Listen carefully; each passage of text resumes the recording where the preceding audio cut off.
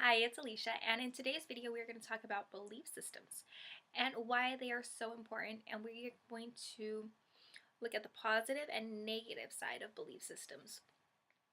So, there are many philosophers out there who explain that our thoughts create our reality. So, be cautious of what you are thinking. And our thoughts are based off of our belief systems. And our belief systems are developed at such a young age when we are developing our well-being, who we are, just ourself.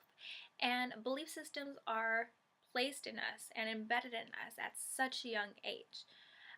From the time we're about 0 to 8 years old, we developed our known associations, and these are our positive and negative associations. Like a positive, I like chocolate cake. A negative, I don't like my vegetables. So these are our known associations, and these are all developed from the time we're about 0 to 8 years old. And these are our absolute truths. We don't question it is what it is. So these are belief systems. These are kind of how it's starting to develop. And based on what your parents say, what others say, you start to develop and adopt new beliefs. Maybe they're not yours, but they're other people's. Maybe a parent's prior belief was money doesn't grow on trees. So now you adopted that belief and you believe that money doesn't grow on trees. So that's could be a negative or positive belief depending on who you are. Maybe you're a realist, maybe you're an optimistic person. Just depending on your belief systems. These are all established, and this is what we base our lives on. And it's all psychological. Our thoughts create our reality. So after about 8 years old, we start to develop who we are and our self-esteem, and we start to question things where we start to develop our own beliefs. So based on our friends, our family, our environment, what we read in books, what we're learning at school, these all kind of take into place on who we are and who we are becoming. And based on certain experiences, we develop our beliefs even more through experience, and whether it's positive or negative. Maybe in a gym class, you were unable to run a full mile. So then after time and time again, you continue to not run a full mile, and your body, you're telling yourself, I can't do it. So you develop and adopt this belief system saying that you can't. So it's gonna continue to reinforce it, and the more that you reinforce it, the more that it gets embedded into your belief system. So what if you say, okay, I can't, but then you break through that resistance of can't, and you continue to try and try and try until your belief says, okay, well, I broke through that resistance, now I can. So that's that motivation, and you're allowing yourself to believe that you're able to. So you continue to try, and then when you see the results because of your trying, you start to adopt a new belief on trying and that you're capable. And no matter what you do, you're able to believe in yourself and move forward.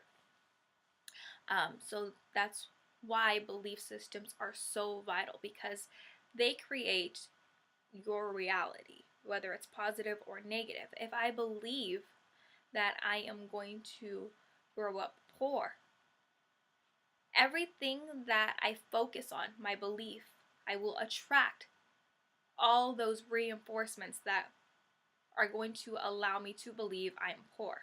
So maybe it's living in the ghetto, maybe it's driving a beat up car, or maybe even taking the bus, and these all are things that I associate with being poor.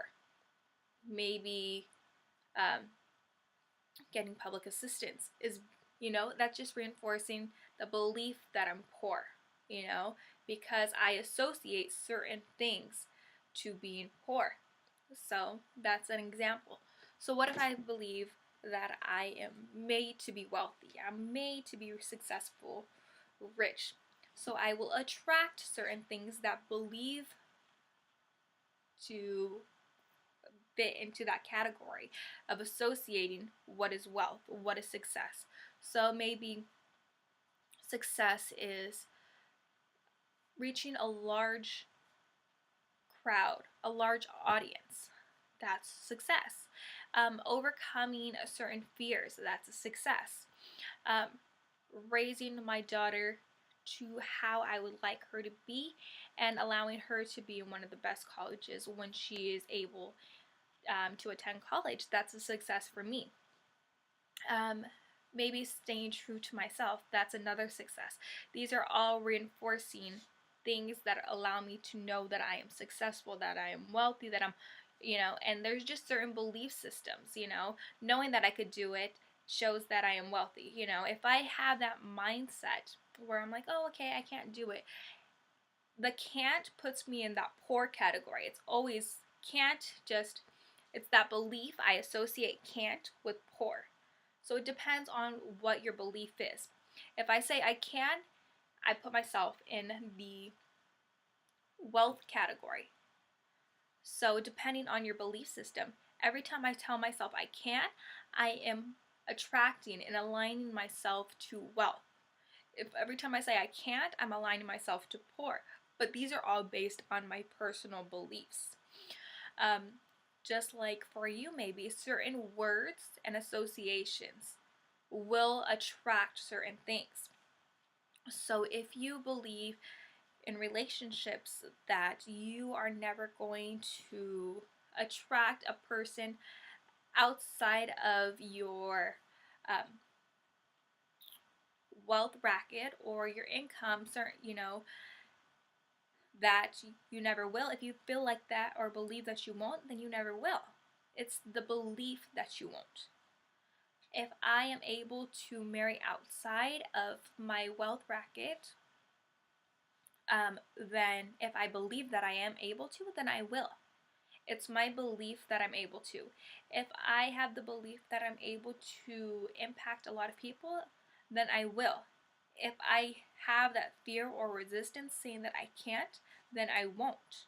So it's based on your belief. It's all psychological and it determines your reality.